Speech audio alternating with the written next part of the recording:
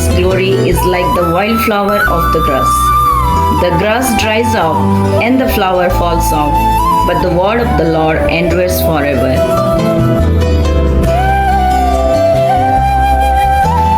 କାରଣ ସମସ୍ତ ମର୍ତ୍ତ୍ୟ ତୃଣତୁଲ୍ୟ, ତାହାର ସମସ୍ତ ଶୋଭା ତୃଣର ପୁଷ୍ପ ସଦୃଶ। ତୃଣ ଶୁଖିଯାଏ ଆଉ ଫୁଲ ଝଡ଼ି ପଡ଼େ, କିନ୍ତୁ ଈଶ୍ୱରଙ୍କ ବାକ୍ୟ ଅନନ୍ତ କାଳ ସ୍ଥାୟୀ।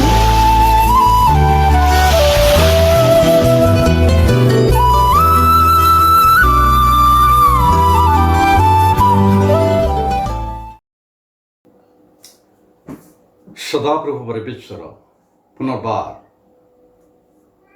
ଏହି ସମୟରେ ତାଙ୍କ ପବିତ୍ର ପାଦ ତଳେ ବସୁ ବସୁ ଯାହା ଗତ ଦିନମାନଙ୍କରେ ଆମେ ଆଲୋଚନା କରିଥିଲୁ ଦାନିଏଲଙ୍କ ବିଷୟରେ, ଆଉ ଦାନିଏଲର ବର୍ତ୍ତମାନ ପଞ୍ଚମ ଅଧ୍ୟାୟରେ ଆମେ ଆସି ପହଞ୍ଚିଛୁ ତୃତୀୟ ବିଷୟ।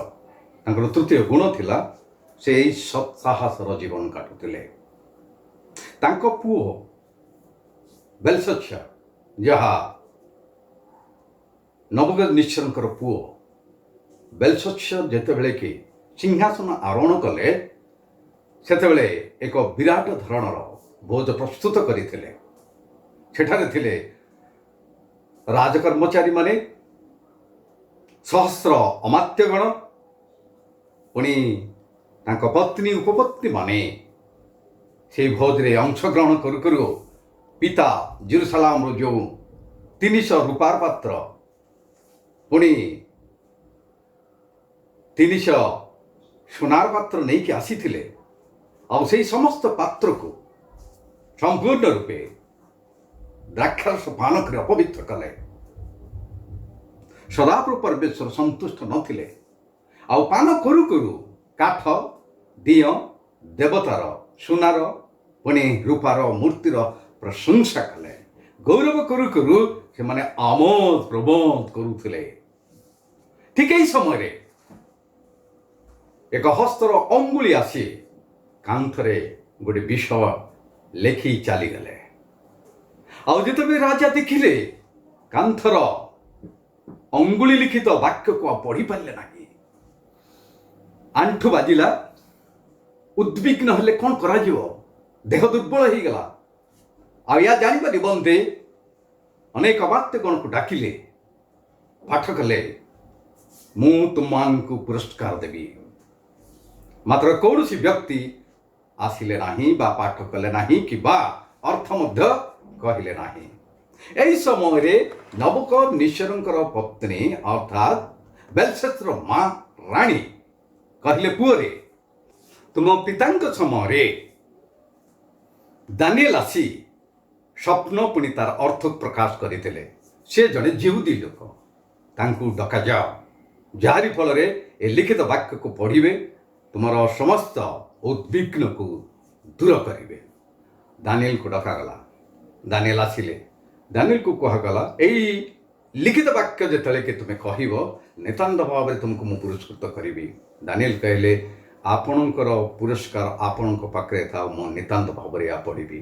ଏଠାରେ ଗୋଟେ ବିଷୟରେ ଆମେ ସ୍ମରଣ ରଖୁ, ରାଣୀ ଦାନିଏଲଙ୍କ ବିଷୟରେ ଭଲ ଭାବରେ ଜାଣିଥିଲେ। ଏଇ ଜଣେ ବ୍ୟକ୍ତି ଯାହାଙ୍କର ହୃଦୟରେ ଶ୍ରେଷ୍ଠ ଆତ୍ମା ଅଛି। ସତରେ ଆମ ବିଷୟରେ କି ପ୍ରକାର ଆତ୍ମା ଅଛି, କି ପ୍ରକାର ଜୀବନ କାଟୁଛୁ, ଗୋଟେ ବିଜାତି ଲୋକ କ'ଣ କହିପାରିବେ କି ଜୀବିତ ଈଶ୍ୱରଙ୍କର ସେବକ ବୋଲି? ଏଠାରେ କହିବାକୁ ଚାହେଁ ମୁଁ, ଯୀଶୁଙ୍କର 12 ଜଣ ଶିଷ୍ୟ ଥିଲେ। 12 ଜଣ ଶିଷ୍ୟମାନଙ୍କ ମଧ୍ୟରେ ଅନେକ ଦୁର୍ବଳତା ଜୀବନ କାଟୁଥିଲେ।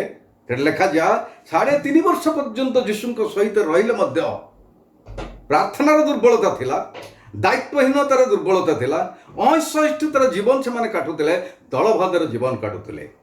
ଆମେ କ'ଣ କହୁଛୁ ଆମେ ଅନେକ ସମୟରେ ଜାଣିପାରୁନୁ, କ'ଣ କରୁଛୁ ଅନେକ ସମୟରେ ଆମେ ଜାଣିପାରୁନାହୁଁ। ଆମେ କି ପ୍ରକାର ଆତ୍ମାର ଲୋକ? ଯଦି ସତ୍ୟ ଜୀବିତ ଈଶ୍ୱରଙ୍କର ସେବକ ବୋଲି ଆମେ ଦାବି କରିଥାଉ, ଆମମାନଙ୍କର ଜୀବନ ତଦ୍ରୁପ ହେବା ନିତାନ୍ତ ଆବଶ୍ୟକ। ରାଜା ଦାନିଏଲକୁ ଡାକିଲେ, ପୁଣି କହିଲେ, ଏହା ପାଠ କରି ତୁମେ ଅର୍ଥ କୁହ, ମୁଁ ସୁବର୍ଣ୍ଣ ହାର ତୁମକୁ ଦେବି। ଦାନିଏଲ କହିଲେ, ଆପଣଙ୍କର ପୁରସ୍କାର ଆପଣଙ୍କ ପାଖରେ ରଖନ୍ତୁ। ଆଉ ସେ ଦାନିଏଲ ପଢ଼ିଲେ, पुणी अर्थ कले कि प्रकार अर्थ कले जहाँकि यह अरामीय भाषा रे लिपिबद्ध है मिने मिने तकेल उपार्सेन এই সমস্ত বিষয় কহিলে মিনে কহিলে ଆପଣଙ୍କ ରାଜ୍ୟକୁ ଗଣନା କରିଅଛନ୍ତି ସଦାପ୍ରଭୁ ପରମେଶ୍ୱର ପୁଣି ତା ଶେଷ କରି ଦେଇଛନ୍ତି ତକେଲ ଆପଣ ନିକ୍ତିରେ ତୁଲା ଯାଇଅଛନ୍ତି ଆପଣ ଶ୍ରେଷ୍ଠ ହେଇପାରନ୍ତି 120ଟି ପ୍ରଦେଶର ଦାୟିତ୍ୱରେ ରହିପାରନ୍ତି ମାତ୍ର ଆପଣଙ୍କର କାର୍ଯ୍ୟ ଆପଣଙ୍କର ଚିନ୍ତାଧାରା ଆପଣଙ୍କର ସବୁ ଭାବନାକୁ ସଦାପ୍ରଭୁ ପରମେଶ୍ୱର ତୌଲନ୍ତି ପୁଣି ଆପଣ ଉଣା ପଡ଼ିଛନ୍ତି उपार्सेन आपण को राज्य संपूर्ण रूपे विभक्त हो जाइए मादीय पारसिक मान को ताहा देवा निबंधे सदाप्र परमेश्वर स्थिर करिसेंती आ ए प्रकार जीवन जेते बेले कि दानिएलकर थिला दानिएल अनेक बार निजर जीवन शैली मध्य दे राजांक मध्य कहि परिथिले राजांकर भूल एक सत्साहसर जीवन तांकर थिला कहले तुम पिता जो श्रेष्ठ थिले राज्य रे से जहाकू इच्छा ताहाकू उन्नत करि पारंती जहाकू इच्छा ताकू बद्ध भी करि पारंती तांकर अंतकरण कठिन ही थिला काठ पत्थरर मूर्ति मानकू गौरव दउथिले मात्र सदाप्रभु परमेश्वर असंतुष्ट थिले आपण भल भाव रे जानंती आपण मते नम्र करि नाहंती आपण निजे पवित्र पात्र को अपवित्र कर दैछंती काठ पत्थर प्रशंसा आपण करछंती एतिनिबंधे सदाप्रभु परमेश्वर संतुष्ट नुहंती आपणकर जीवन रे तेणु नितांत भाव रे जो पिता एते ऐश्वर्यशाली थिले मध्य पशु ही गले 7 वर्ष पर्यंत नड़ा खाइले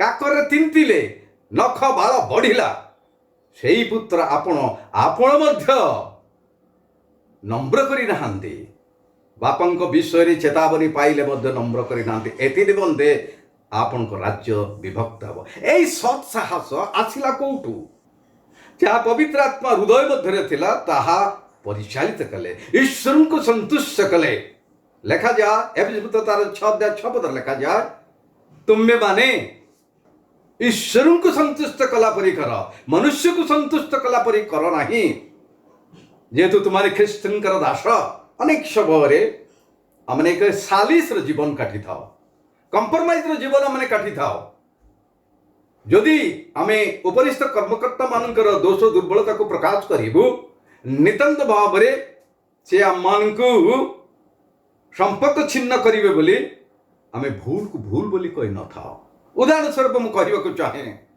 डुबक जहन संपूर्ण रूपे पवित्र आत्मा द्वारा जात प्रभु तंको ठिया कले अनेक शास्त्री अनेक फारूसी अनेक नेता मान को सीधा सड़क भाव में कथा कहते एपरिकी राजा मध्यता निजर भूल को कही आपण राजा हेले मध्य आपनकर स्त्री को आपण संपूर्ण रूपे अपवित्र करी अयोग्यतार कार्य करिसेंती गोटे राजा ही आ राजा तंको जेल कले मते जेल करि दियंतु दिन आसिला बेक काटिले मते बेक काटि दियंतु मात्र जहांकर सपक्षरे मो ठियाई अछि जहा सत्साहस कहिबी शुणंतु आपण न शुणंतु जा ठीक ठीक भूल भूल अम्मानकर व्यक्तिगत जीवन रे मध्यता बा दरकार जहांकर सपक्षरे माने ठियाई होछु जो सदाप्रभु परमेश्वर अम्मानकर शरीर आत्मार परमेश्वर किछि वर्ष प्रभु अम्मान को एई पृथ्वी पृष्ठ रहिछन्ते अम्मानकर आदर्शमय जीवन